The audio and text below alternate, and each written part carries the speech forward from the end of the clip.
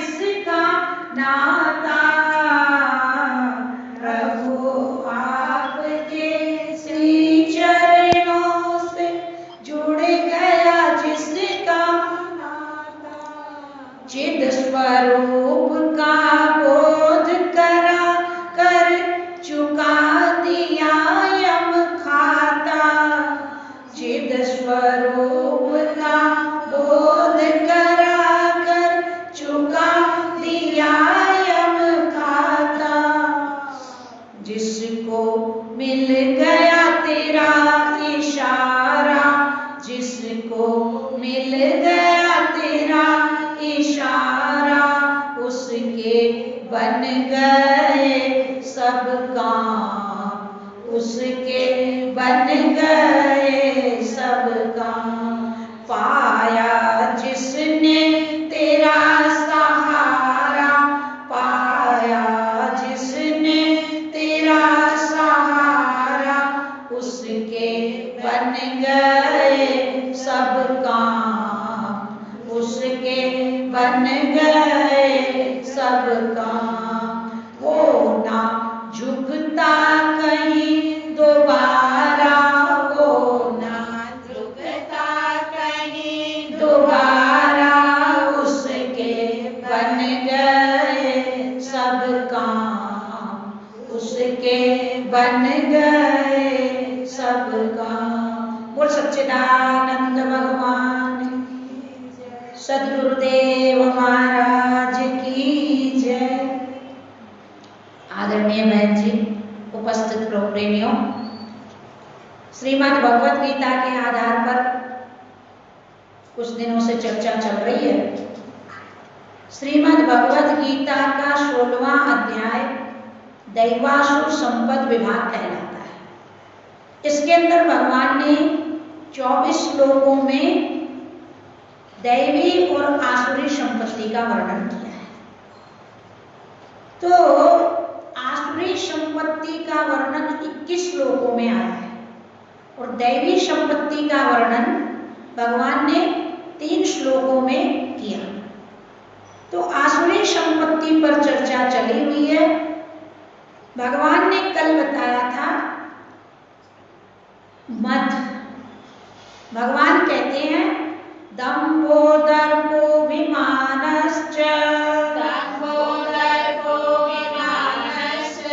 क्रोध पारुष्यमेव च, अज्ञानं चाभिजातश्च, पार्थ सम्पदमासुरीम्, दैवी सम्पद् विमोक्षाय, निबन्धायासुरीमता, मासु च सम्पदं दैवी, मभिजातोऽसि पाण्डव। भगवान श्री कृष्ण ने कल मद के विषय में चर्चा रखी थी। 8 प्रकार का मद बता रहे हैं भगवान। राज, यौवन, धन, विद्या, रूप, कुल, शील और तप। इनमें से भगवान ने 2 प्रकार के मद की चर्चा अर्जुन के प्रति की। राजमद दुर्योधन और द्रुपद राजा को परेशान किया, भगवान से दूर हो गए, भगवान सन्मुख आए, फिर भी भगवान का मर्म उन्होंने नहीं समझा और न ही मित्रता को निभाया द्रुपद राजा ने। राजमद के अंदर मदान्ध होकर, और यौवन का मद वृद्धों को कुछ नहीं समझता यौवन मद में व्यक्ति, परंतु ये नहीं जानता कि ये वृद्धावस्था हमारे ऊपर भी आएगी। तो इन 2 प्रकार के मद की चर्चा भगवान ने कल के प्रसंग में रखी थी। आज भगवान बताएंगे धन मद। धन का अभिमान गरीबों को कुछ नहीं समझता। पर शास्त्र कहता है गरीब को मत सता, गरीब रो देगा, सुनेगा उसका मालिक तो जड़ से खो देगा। गरीब हमको ये संकेत देता है कि देखो भाई, हमने पूर्व जन्म में कुछ किया नहीं तो आज हम गरीबी का दुख भोग रहे हैं।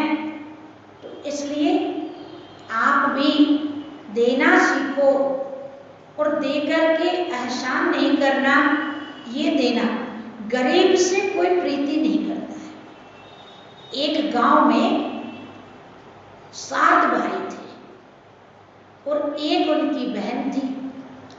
तो 7 भाई में एक भाई तो था थोड़ा दग और 6 भाई बहुत माने संपन्न थे। अब संपन्न जो होता है ना, वो गरीब के दुख को नहीं समझता है। गरीबी से जो गुजरा हुआ होता है वही गरीबी के दुख को समझता है। आज सुदामा जी को गरीबी क्यों भोगनी पड़ी? भगवान कृष्ण जैसे मित्र सुदामा जी ने की भलाई थी। बोले सुदामा जी ने चने क्यों खाए? इसलिए खाए थे कि वो चने गरीबी लाने वाले थे, उनको ऐसा आभास हो चुका था। इसलिए भगवान कृष्ण से छुपा करके उन्होंने वो चने खाए और स्वयं ने गरीबी का दुख भोगा और मित्र को द्वारकाधीश बनने का अवसर दिया। सुदामा जी कोई साधारण व्यक्ति नहीं थे, भगवान के पार्षद थे। किसी कारण से वो सुदामा का शरीर प्राप्त किए, फिर भी भगवान के प्रति उनकी परम निष्ठा थी और भगवान के प्रति निष्ठा थी बोल के ही भगवान ने पुनः उनको द्वारकाधीश के समान ही बना दिया। तो ये धन का जो नशा है ये जीव को बर्बाद करता है। एक कोई सेठ था तो काफी धन संपत्ति से संपन्न था और सब कुछ घर में सुख सुविधा थी। अब भगवान का क्या काम? भगवान को तो बोले 2 ही व्यक्ति बचते हैं, या तो जिनको कुछ चाहिए वो भगवान का भजन करें, या फिर जिनके आगे पीछे कोई नहीं हो वो भगवान का भजन करे। सेठ बोला मेरे को भजन की क्या आवश्यकता है? अरे मेरे तो सब कुछ हाथ में है। पर उस भूले प्राणी को ये पता नहीं कि ये नशा कुछ दिन का ही है। हुआ ऐसा, एक महात्मा आए। जब धन के नशे में व्यक्ति रहता है तो फिर वो महात्मा और गरीब कौन है, कौन संत है, कौन परिवार है, कुछ नहीं जानता। वो केवल धन के नशे में बेहोश रहता है। इसलिए धन को दौलत कहा। दौलत की 2 लात है, 2 करे बिरान और आवत मारे सामने और जावत पेट पिछान। दौलत की 2 लात आता है तब तो व्यक्ति अकड़ जाता है और जब जाता है धन तो झुक जाता है। तो हुआ ऐसा, एक महात्मा है और महात्मा जी ने देखा सेठ जी को शान से वहां बैठे हैं अपने बंगले में गद्दी पर। महात्मा जी ने रामा श्यामा की, कहा सेठ जी राम राम। सेठ जी बोलते ही नहीं। दोबारा महात्मा फिर बोले सेठ जी राम राम। सेठ जी को सुनता ही नहीं। तीसरी बार महात्मा फिर बोले सेठ जी राम राम, पर सेठ जी का ध्यान ही नहीं उधर। महात्मा सोचे ये तो बड़ा बीमार है, इसका तो इलाज करना चाहिए, क्योंकि शास्त्र कहता है जिस पर महात्मा की नजर पड़ गई उसको यदि परमात्मा से नहीं मिलाया तो महात्मा की नजर बेकार हो जाएगी, और ये तो बेकार होती नहीं।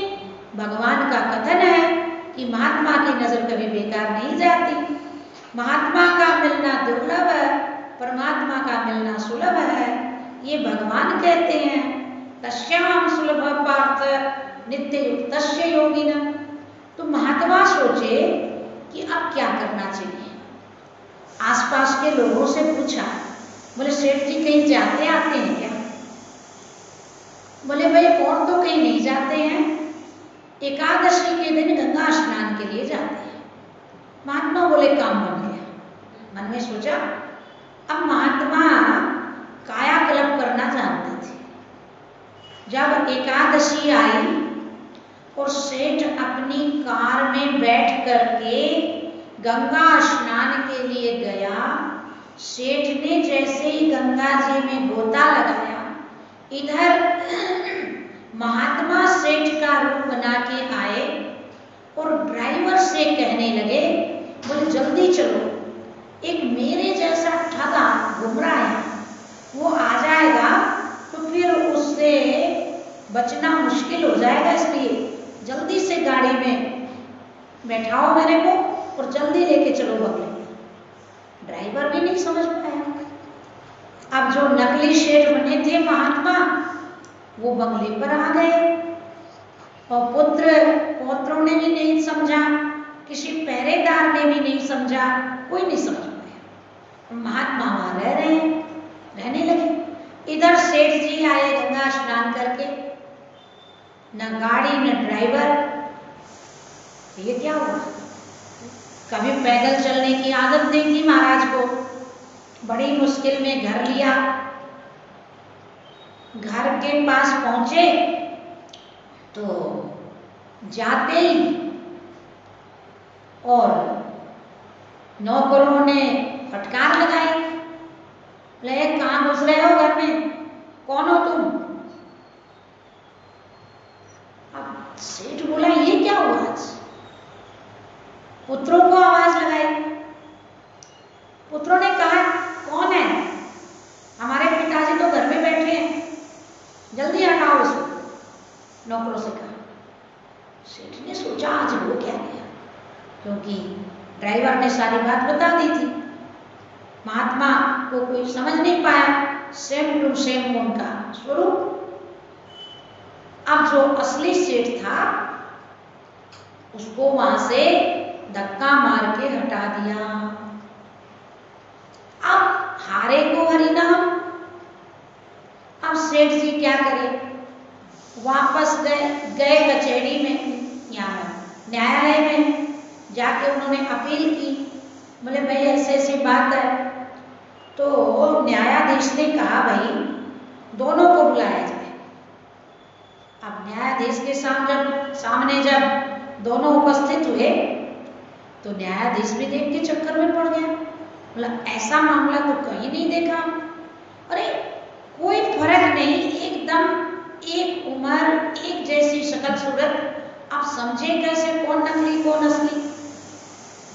तब न्यायाधीश ने एक युक्ति सोची और न्यायाधीश ने कहा, बोले भाई पहले जो नकली असली सेठ था उससे पूछा, बोले भाई ये बताओ आपने कोठी की जमीन किससे ली, कौन सी साल में बनाया, कितना पैसा लगा और कितना खर्च हो रहा है आपका, रोज का आय व्यय क्या है? अब जो असली सेठ था वो तो बेचारा मौन हो गया। बोले भाई मेरे खाते बही में लिखा हुआ है, मेरे को याद नहीं है। जो नकली सेठ बने थे महात्मा, उनसे पूछा गया तो महात्मा ने अपने तपोबल से जो का तो बता दिया। अब वहां भी फाइनल हो गया कि भाई ये असली है और ये नकली है। अब वहां से भी सेठ को धक्का मार के निकाल दिया। अब बेचारा क्या करे, गंगा जी के किनारे बैठा है, राम राम जप रहा है। महात्मा रोज गंगा स्नान के लिए जाते थे और रोज सेठ को देखते। ऐसे करते करते वापस एकादशी आई, तब महात्मा सेठ के पास गए। 15 दिन हो गए थे सेठ जी को वहां। महात्मा जाके सेठ जी से बोले, सेठ जी राम राम, आज सेठ जी 3 बार बोल रहे हैं राम राम जी, राम राम जी, राम राम जी। उस दिन तो महात्मा ने 3 बार कहा तो सेठ के मुंह से 1 बार नहीं निकला, और आज महात्मा 1 बार बोले तो सेठ 3 बार बोला। महात्मा समझ गए कि अब इसका नशा जो है वो उतर गया। महात्मा सेठ के पास आए। महात्मा ने कहा, भाई लो अपनी गाड़ी और अपने घर जाओ और अपना व्यापार संभालो।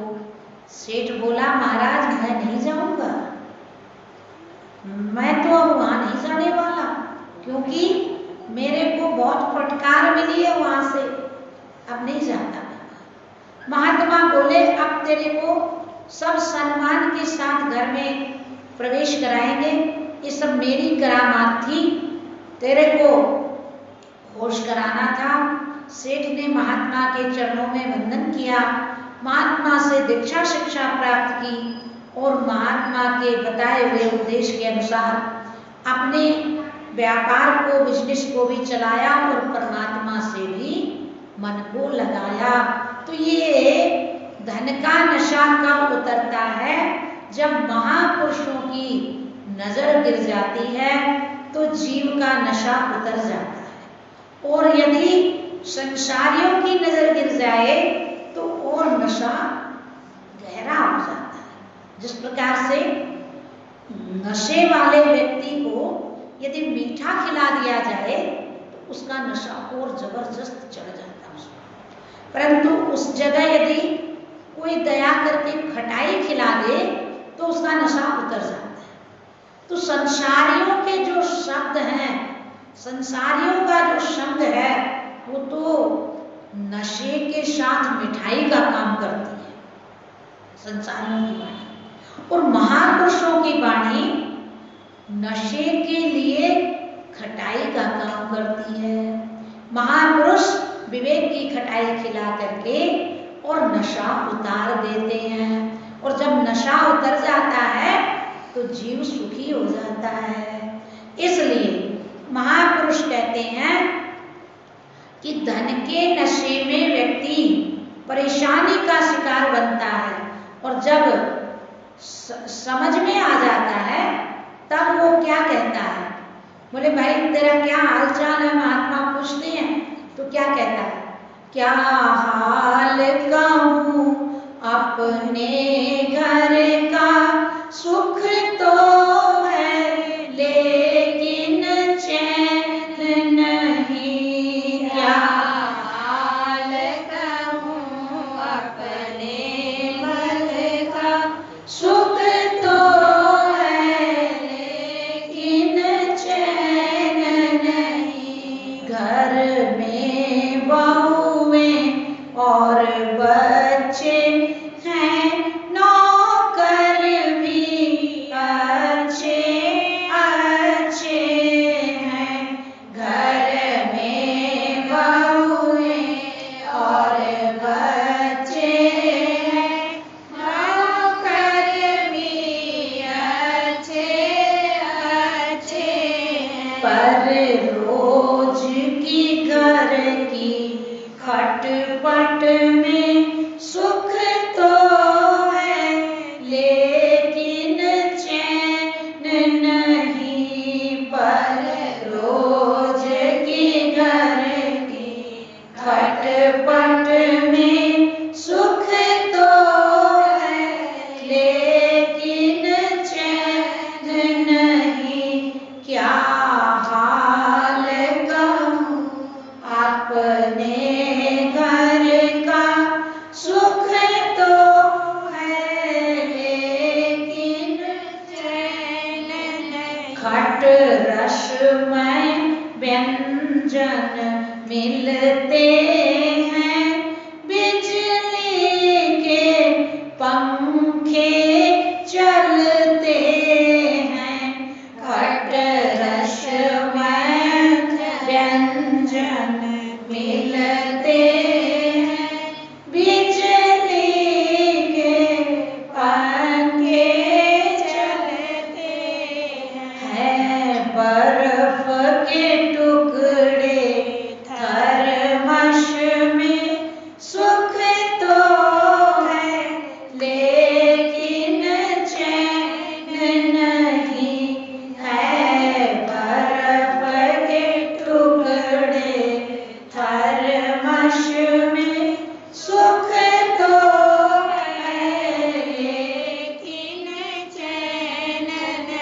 रहता है खूब नशा धन का, उस पर फिर मान बड़पन का। रहता है खूब नशा धन का, उस पर फिर मान बड़पन का। मित्रों के सुंदर आदर में सुख तो है, लेकिन चैन नहीं। मित्रों के सुंदर आदर में सुख तो है, लेकिन चैन नहीं। जब मिलान आराम यहाँ फिर जाए भगवन कहाँ कहाँ। जब मिलान आराम यहाँ फिर जाए भगवन कहाँ कहाँ। है हाल यही दुनिया भर का, सुख तो है, लेकिन चैन नहीं। है हाल यही दुनिया भर का, सुख तो है, लेकिन चैन नहीं। क्या हाल कहूँ अपने घर का, सुख तो है, लेकिन चैन नहीं। तो संसार में सुख सुविधा मिलती है पर चैन नहीं मिलती। चैन मिलती है इसी दरबार में आकर के।